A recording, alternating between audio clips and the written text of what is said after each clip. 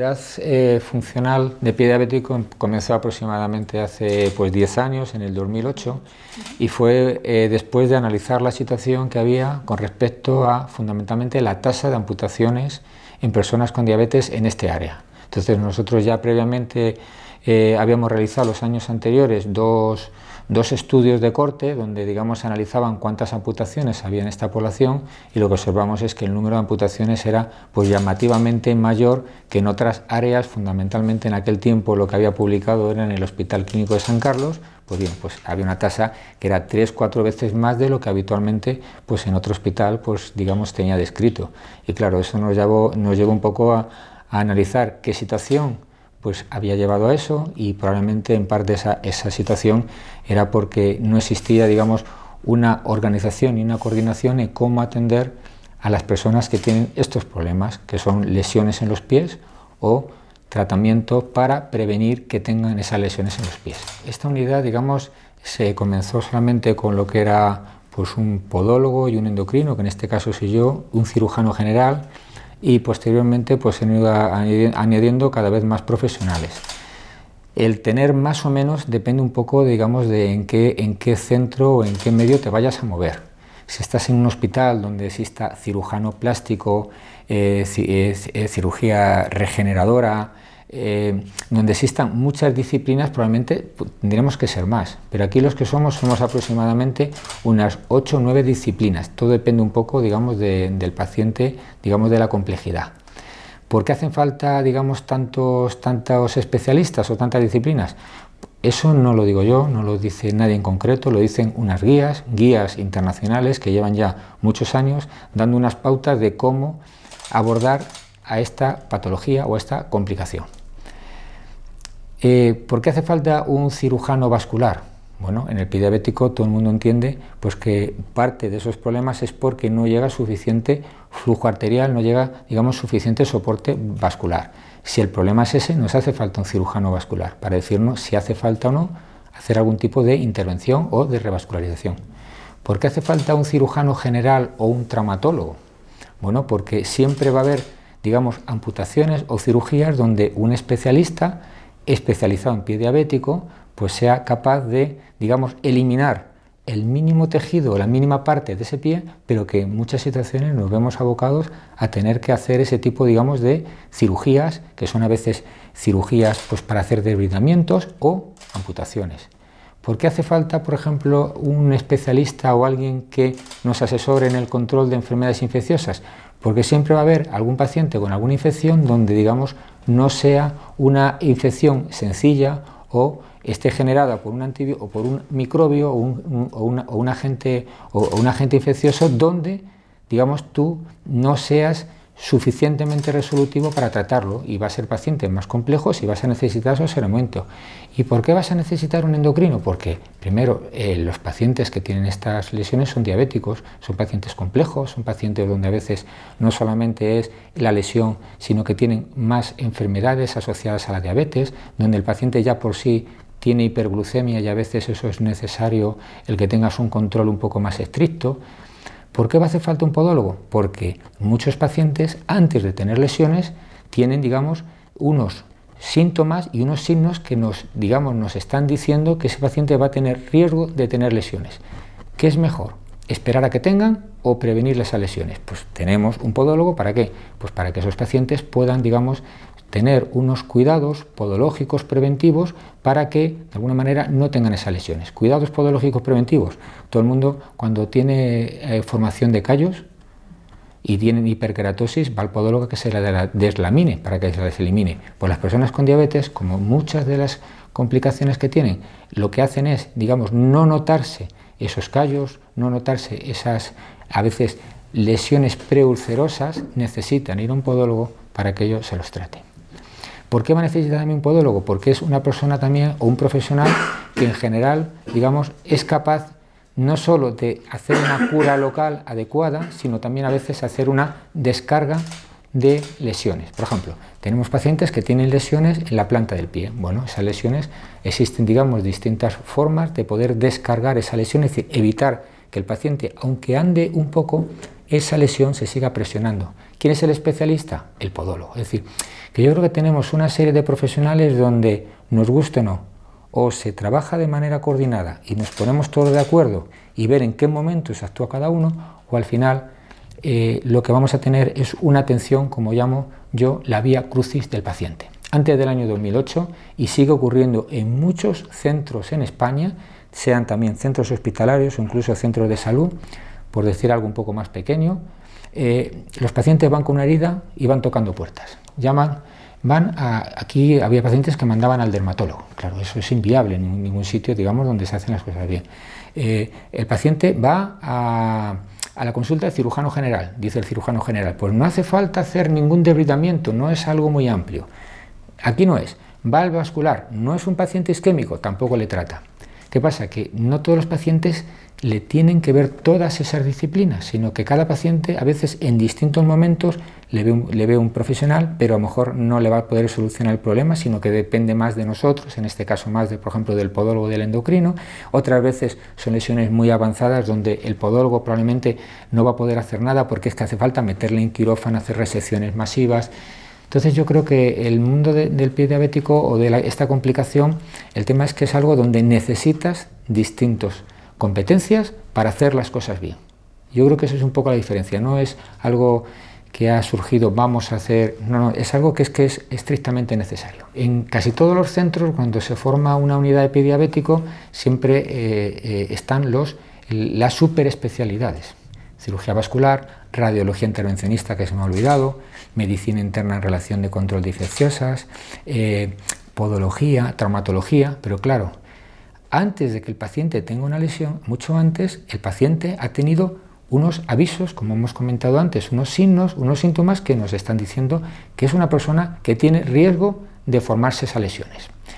Atención primaria, ¿qué papel juega? Un papel fundamental, y es, primero, lo que hacen o lo que deberían de hacer, yo creo que se va a hacer cada vez más, es un despistaje, digamos, del pie de riesgo. Es decir, tenemos formas como a través de simplemente la inspección, o por palpación de pulsos, o por exploración neurológica, como es con un monofilamento o con un diapasón, que nosotros, esa información, y está, digamos, bien categorizada, digamos, nos puede decir si esa persona tiene o no un riesgo de lesiones. No la tiene, pero la puede tener con más frecuencia que otras personas que no tienen esos signos. Pues bien, si hiciéramos, digamos, una estrategia preventiva adecuada, muy probablemente todas esas personas que tienen más riesgo de tener lesiones en un futuro, aunque no las tengan, debíamos de proporcionarles unos cuidados ortopodológicos preventivos y también una formación, no solo al paciente, sino incluso a sus cuidadores, porque claro, tenemos personas 80 años, 82, la mayoría de estas personas, que cada vez son más,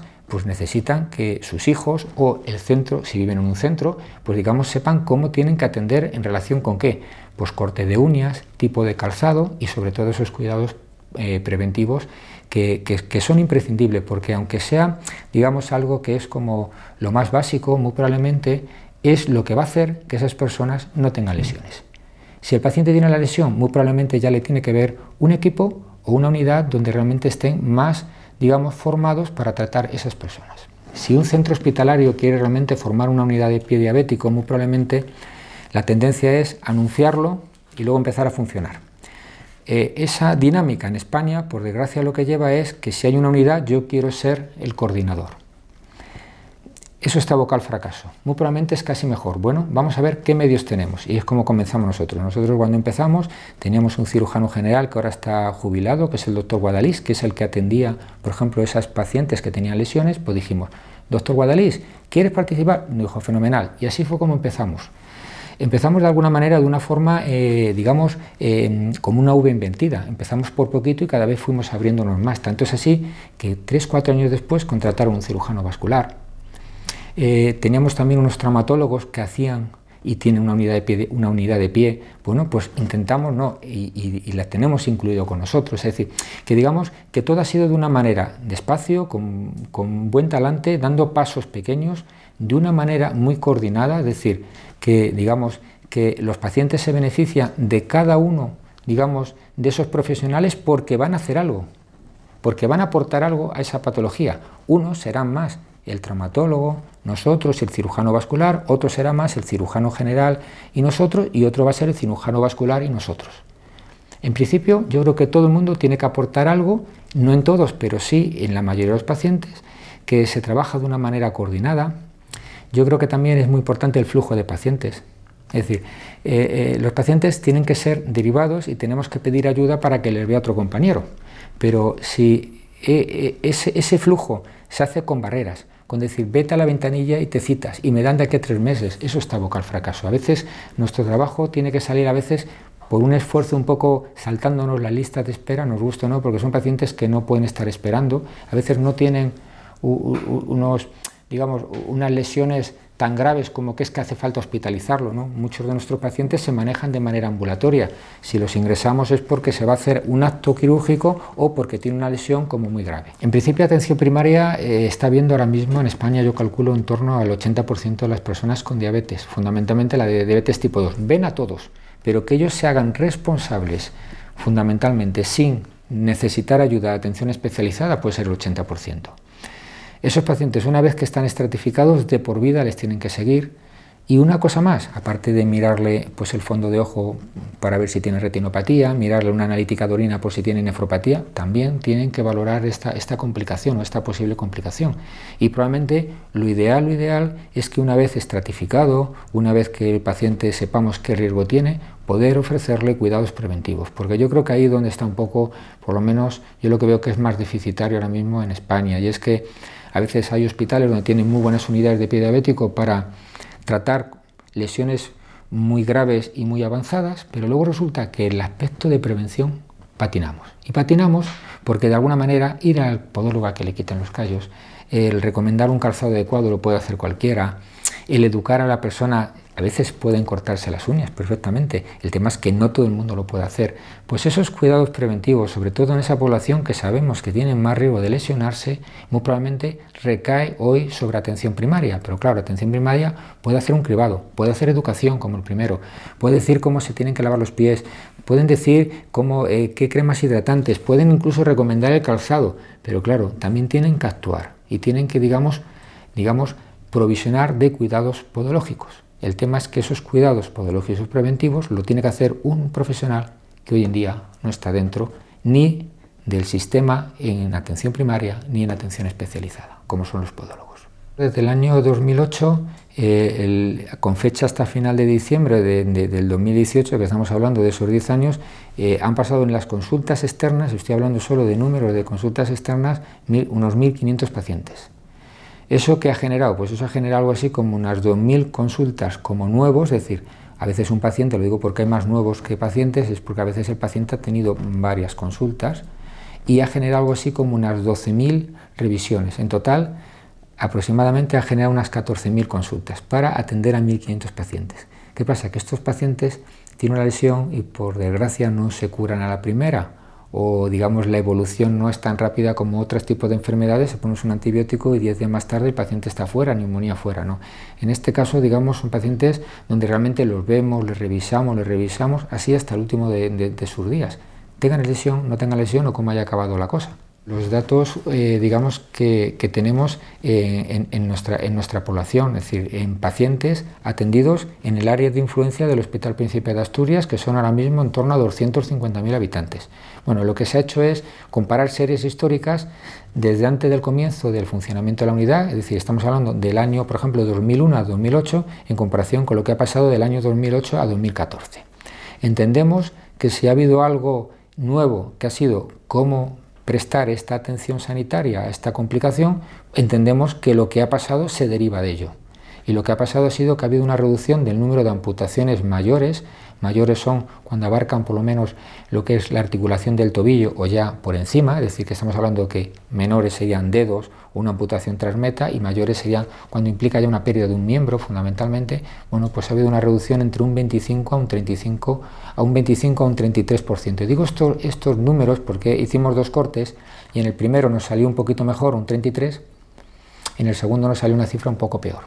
Yo creo que eso al fin y al cabo muchas veces cuando estás analizando datos de poblaciones no muy grandes, no estamos hablando de la población española con 46 millones de habitantes, sino población de 250.000 habitantes, puedes tener que en un año hay un poquito más, un poquito menos y los números se van un poco. Lo importante es que ha habido, después de la introducción de esta unidad, ha habido una reducción importante del número de amputaciones.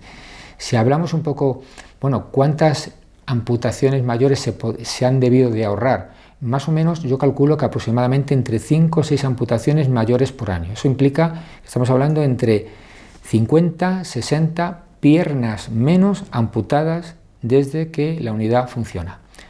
Yo creo que es un número respetable. Claro, si nos vamos ya a esas cifras mayores, extrapolamos estos datos a la población española con 46 millones de habitantes, estamos hablando de bastantes menos. Estamos hablando de algo así como unas 750 a 1000 amputaciones mayores, menos si se hiciera una atención, digamos, compartida, una atención multidisciplinaria, como por ejemplo lo que se puede estar haciendo en este hospital y ya se hace en otros centros, indudablemente.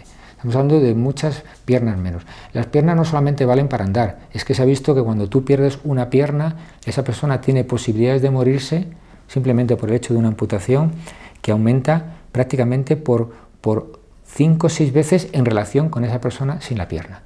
Una persona que tiene una lesión por pie diabético o que ha tenido una lesión por pie diabético, el hecho de tener esta complicación implica que la probabilidad de muerte ya prácticamente es de un 40% en un plazo de 4 o 5 años. Esos son datos publicados, datos que ocurren aquí, ocurren en cualquier centro. Lo que es el tema de reducción de amputaciones mayores, porque las menores es más difícil, es decir, las pacientes tienen lesiones muchas veces porque tiene una infección, el germen es más agresivo, evitar a veces, evitar prácticamente el perder algún dedo es muy difícil, pero perder piernas yo creo que sí que está a nuestro alcance, por lo menos reducir esas cifras de esa magnitud, que estamos hablando que es una magnitud importante. Las guías clínicas y los estudios donde se hace una aproximación preventiva en cuidados preventivos a nivel de, digamos, de atención primaria, equipos de atención primaria y tratamiento del paciente con lesiones en estas unidades, lo que ha demostrado son tasas de reducción en torno a un 50%. ¿Eso qué significa? Tenemos buenos datos, eso se lo comenta muchas veces a nuestro periodista del hospital, que son muy buenos datos, pero claro, cuando uno ve otras cifras donde realmente llegan hasta un 50, pues la verdad es que los dientes se te ponen largos, como diciendo, hombre, estoy haciendo cosas, pero yo creo que podríamos hacer un poco más. Y no estamos hablando de que necesitemos unos aparatajes, no, necesitamos probablemente quizá más recursos humanos. Yo creo que ese es un poco el tema. Y aunque la hayas realizado en alguna ocasión, en bastantes por desgracia, pues no terminas nunca de acostumbrarte. Yo creo que hay, digamos, dos tipos, digamos, de situaciones.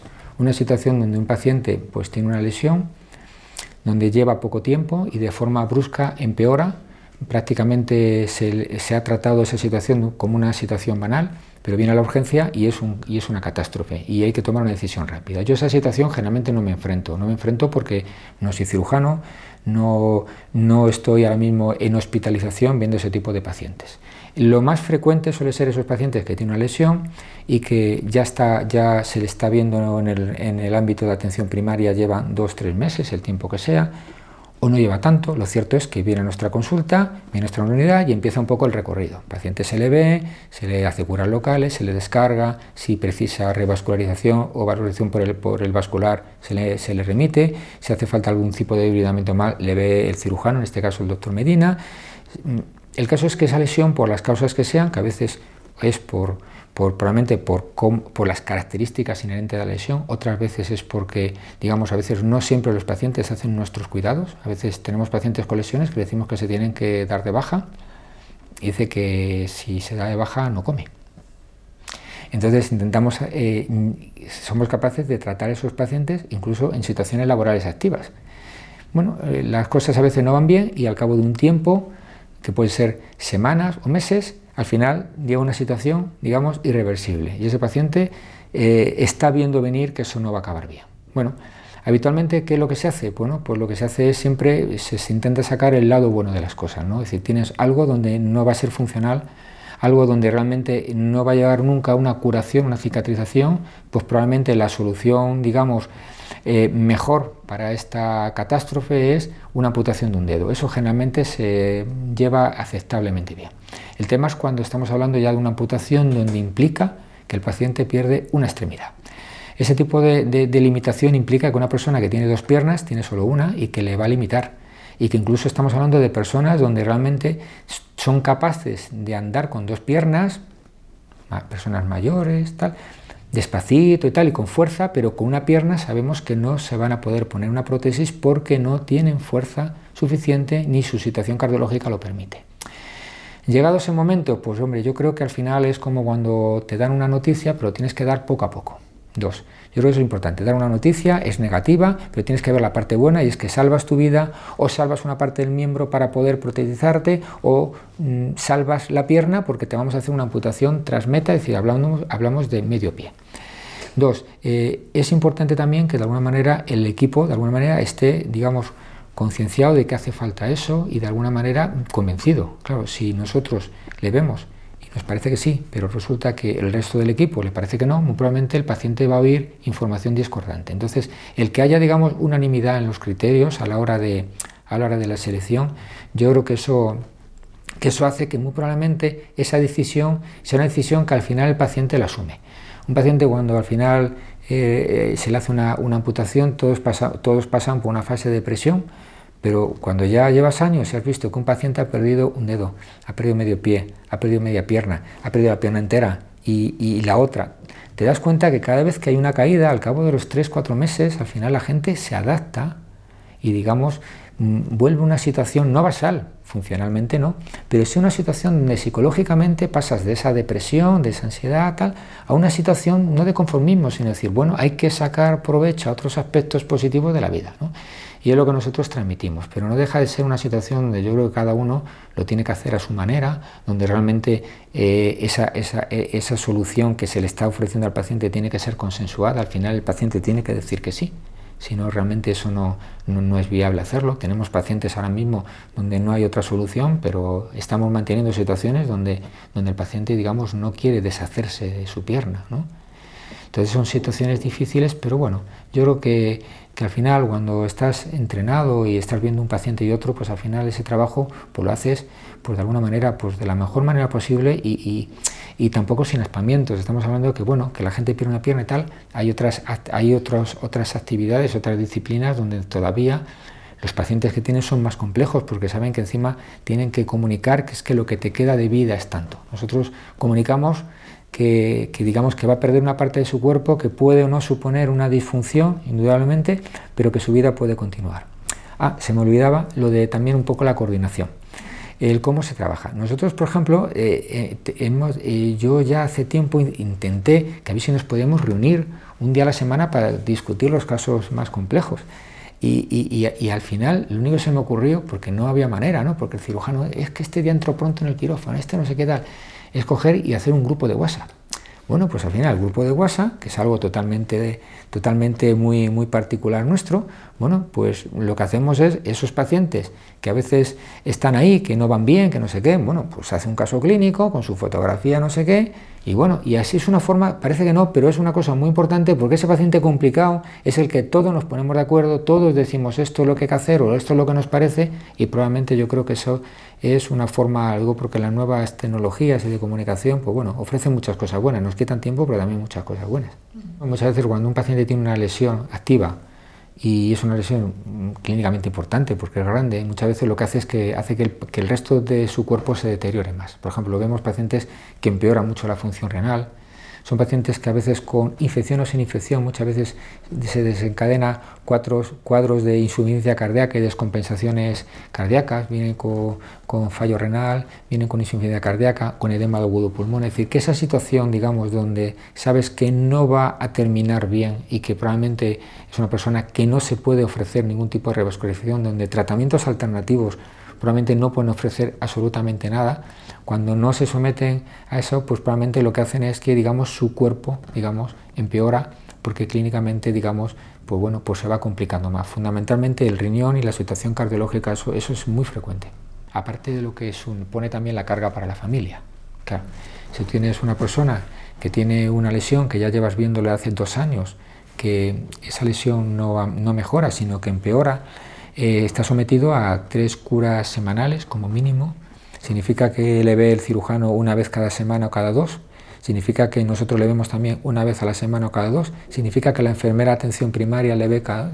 Es decir, que estamos hablando que eso hace que toda su familia, que son, digamos, también como si fueran diabéticos al fin y al cabo, aunque no tengan diabetes, pero están sufriendo esa enfermedad, pues llegue, digamos, a una situación de que te vas quemando, te vas agotando, y eso sí que lo vemos, ¿no? Porque este tipo de complicaciones sí que arrastra mucho a la familia. Y los cuidadores para nosotros son personas que son envidiables, ¿no? Porque muchas veces están ahí y les acompañan para todo.